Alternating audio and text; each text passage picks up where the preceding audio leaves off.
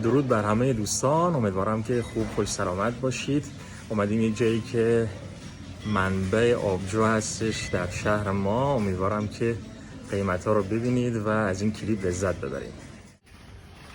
دوستان عزیز، همونطور که قبلا هم گفته بودم، در آلمان آبجو باید تاریخ داشته باشه، یعنی تاریخ ثبت شرکت حتما خورده باشه. اینجا زده 1867، یعنی این شرکت از 1867 تا به امروز داره آبجو تولید میکنه و این اعتبارش هست.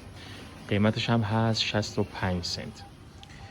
به به، این آبجوی فلتینز که میشه گفت در کنار بقیه آبجوهای خوب آلمان میتونه قرار بگیره. تاریخ شرکت هم 1824. من خوردم، مصرف کردم، بسیار عالی هستش. قیمتش هم تقریبا 1 یورو 95 سنت.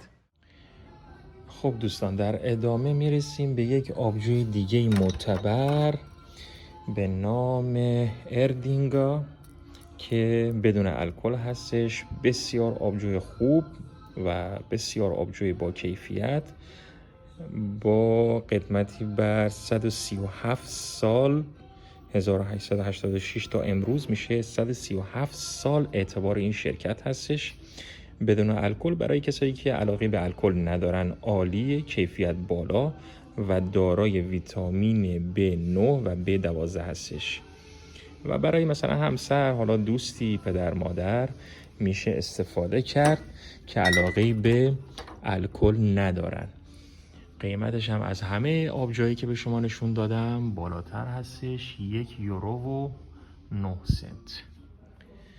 به به دوستان، شرکت بسیار خوب هوولز که آبجو میزنه در حد بوندسلیگا. اعتبار شرکت هم نگاه کنین، 130 سال، 1893 و یکی از آبجوهای بسیار خوب آلمان هستش. بذارید من شیشه رو به شما نشون بدم.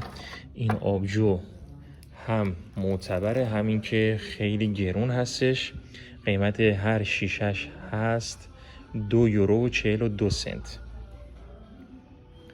خب میرسیم به سرسبد تمام آبجوهایی که توی آلمان هست، کرونن، که یکی از آبجوهای معتبر آلمان از شهر ما دورتموند،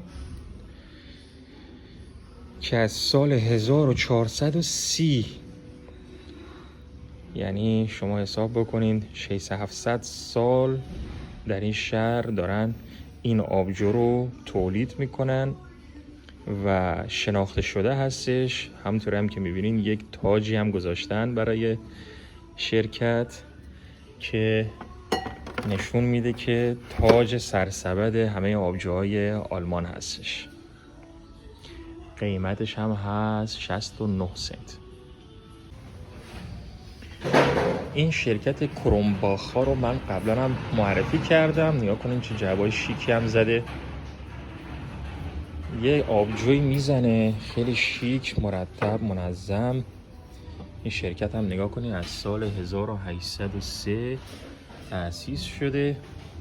یه آبجوی خاصی میزنه که من مصرف کردم، واقعا عالیه، یعنی از دستش ندین دوستان، خیلی عالی بود. و این شرکت همیشه آبجوهاش خوب هست، یعنی من واقعا از این شرکت کرونباخ راضی هستم. و تمیز، نگاه کنین، خیلی شیک و تمیز کار میکنه. بین تمام این جعبه‌های نگاه کنین، جعبه رو، حالا جعبه این شرکت رو نگاه کنین، کاملا مشخصه در چه لولی هستن. قیمتش هم هست 89 سنت. بعضی از آبجوها هم هستن که با مثلا طعم لیمو، نمیدونم طعم آناناس یا چیزهای دیگه، توت فرنگی هستش که من خودم شخصا دوست ندارم و مصرف نمی کنم. ولی به هر حال شرکت هایی که مثل این اصلا هیچ تاریخی ندارن، نه اینکه خوب نیستن، نه اینکه اصلا نباید بخوریم، خب تازه تأسیسن، تازه شروع کردن، ولی خب بین آلمانیای اصیل که آبجو خوب میخورن اعتبار چندانی ندارن حقیقتا. من خودم چندین مهمانی که رفتم و چند بار سوال کردم و دیدم آبجویی هم که خودشون برای مهمانی آورده بودن آبجویی بود که تاریخ داشت. به خاطر همین هستش که همیشه به تاریخ شرکت توجه بکنین که روی اول برچسب خورده میشه. اینا هم همش مخلوط لیمو و سیب و که من خودم شخصا مصرف نمی کنم، دوست ندارم. من دوست دارم که همیشه آبجو طعم خودشو داشته باشه. خب میرسیم به یکی دیگه از بهترین های آلمان، آبجوی هاینکن که خیلی هم معروفه، اکثرا میشناسنش. تأسیس شرکت هم 1873. آبجوهای خوب و معتبر آلمان قرار میگیره. قیمت این شیشه کوچیک 75 سنته.